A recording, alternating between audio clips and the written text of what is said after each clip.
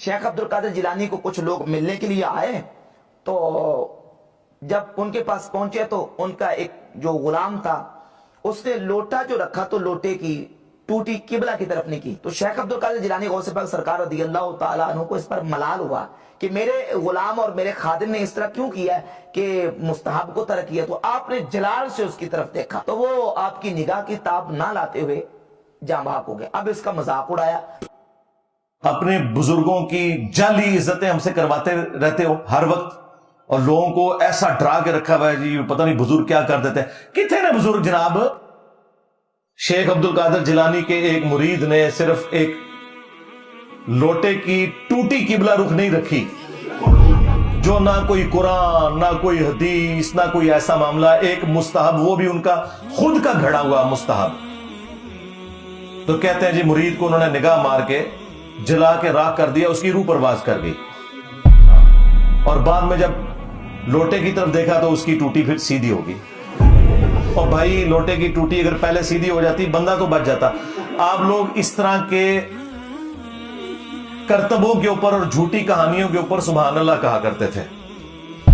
हम तो कहते हैं कि तुम्हारे बुजुर्गों के ऊपर 302 का मुकदमा होना चाहिए कि उन्होंने अपने मुरीद को कत्ल किया, और उन मुरीदों को जो बेचारे अपना ईमान बचाने के लिए वहां आए थे, ईमान से भी गए और जान से भी गए। ईमान से इसलिए गए कि वो बुजुर्गों के गुस्ताख होके मरे हैं, तो क्या फायदा हुआ मुरीद होने का? गुस्ताख होके मरे ना, कि भी लोटा नहीं रखा सही, तो क्या मिला मुरीद होने से?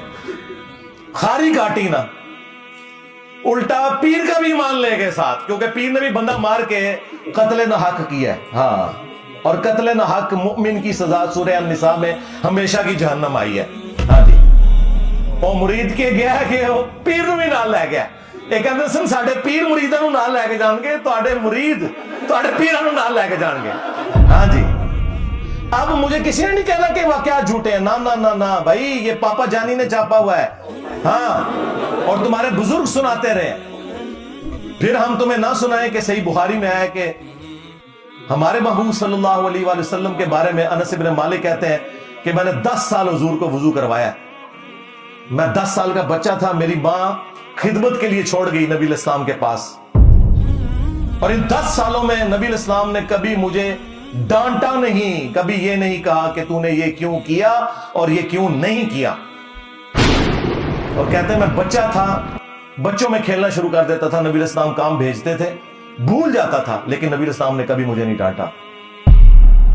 और कई बार काफी देर गुजर जाती तो आप आते और प्यार से मेरे पीछे आके खड़े होते, उनैस, यानी वो प्यार से बस इतना कि मैंने तो तुझे काम भेजा था बस। तुम्हारे पीर मुरीदों को जला के राख कर दें, और हमारे पीर वो हैं कि जिन्होंने कभी अपने खादिमीन के साथ उफ वाला मामला भी नहीं किया।